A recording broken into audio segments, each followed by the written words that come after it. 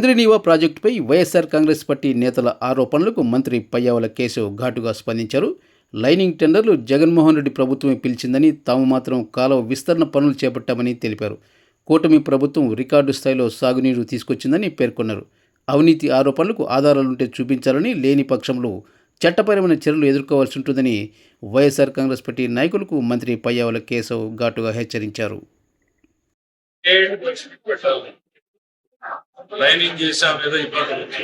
అసలు లైనింగ్ చేయమని ఆలోచన చేసింది ఎవరు? జగన్మోహన్ రెడ్డి గారు.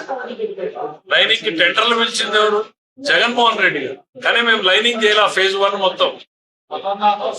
మొత్తం మేము వైడనింగ్ చేసాం. ఫేజ్ 1 లో లైనింగ్ చేయమని జగన్మోహన్ రెడ్డి గారు చెప్తే ఫేజ్ 1 మొత్తం మేము వైడనింగ్ చేసాం. కొన్ని మీరేం చేశారు? 5 ఏళ్లలో గంప మన్ను తీశారు. కాలువలో గంప మన్ను తీశారు. 1 మీటర్ కాలువ తవ్వారు. పోనీ 5 ఏళ్లలో కాలువ మీద మీరు ఎక్కారు, కాలువ మీద మీరు నడిచారు. మరి ఇదే విశ్వేశ్వర రెడ్డి గారు ఆ రోజున హంద్రీనీవా సాధన సమితి అని పెట్టాడు. 2014 నుంచి 19 వరకు మేము ప్రతిపక్షంలో ఉంటాం. జగన్మోహన్ రెడ్డి గారు వచ్చి 3 నెలల్లో కాలువ ప్రారంభిస్తాను. 5 ఏళ్లలో ఏం చేశారు? ఇవాళ మేము చిత్తశుద్ధితో ఉన్నాం, పని చేస్తా పోతున్నాం. రికార్డు స్థాయిలో నీళ్లు తీసుకొచ్చాం. రికార్డులు కనపడనంత ఎక్కువగా నీళ్లు తీసుకొచ్చాం. దానికి అప్రిషియేట్ చేయండి.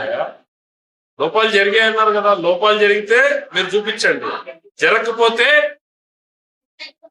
మీరు సాక్ష్యాలు ఇవ్వలేకపోతే కేసులు ఎదుర్కోండి. బట్టగాల్చి ముఖానేస్తాం, మీరు దుడుచుకోండి అంటే ప్రభుత్వం ఈ రోజు లేదు. పని చేస్తున్నాం, గర్వంగా చెప్తున్నాం. ప్రజల కోసం పనిచేస్తున్నాం. ఇంకా చేయాల్సింది ఎంతో ఉంది అని బాధ్యతగా ఉన్నాం. కానీ పక్కన కూర్చుని బట్టగాల్చి ముఖానేస్తే సిద్ధంగా లేం. శాఖాపరంగా అడుగుతాం. అందులో నాసిరకం పనులు జరిగాయి అని అంటే మీరు సాక్ష్యాలు ఇవ్వండి. జరగలేదు అని అంటే కేసులకు సిద్ధంగా అండి. బట్టగాల్చి ముఖానేసి జరిగే మంచికి కూడా చెడును పూసేటువంటి ప్రయత్నం చేస్తే ప్రభుత్వం మురికి ఉండదు. గతంలో ఇట్లానే చెప్పారు మీరు. టీటీడీ మీద ఎంతో పింక్ డైమండ్ పోయిందన్న ఆ రోజు కేసు వేశారు. మీరు గవర్నమెంట్ లోకి వస్తేనే విత్డ్రా చేస్తాం. ఇట్లా బట్టగాల్చి ముఖాన్ని వేసే సంస్కృతి మీది. మీ ఉనికి కోల్పోయారు. జిల్లాలో మీరు ఏం చేయలేదు. ఇవాళ మేము చేస్తా ఉన్నాం. ఇంకా చేయాల్సింది ఎంతో ఉంది. మీరు ప్రజల భాషలో చెప్పాలంటే పచ్చిగా చెప్పాలి. ఆ భాష నేను చెప్పదలుచుకోలేదు, గౌరవంగా చెప్తున్నా. మీరు చేయగలిగితే సంతోషం. చేయలేనప్పుడు చేసేవాడిని చేయనియండి.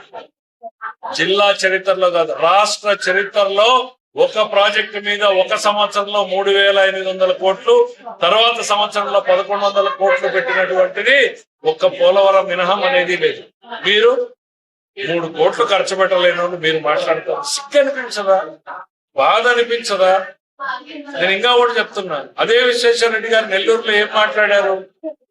కెమెరాలు లేవు, లైవ్ రికార్డింగ్ లేదనుకుంటే మనసులో ఉన్న మాట మాట్లాడాడు. ఏమన్నాడు ఆయన?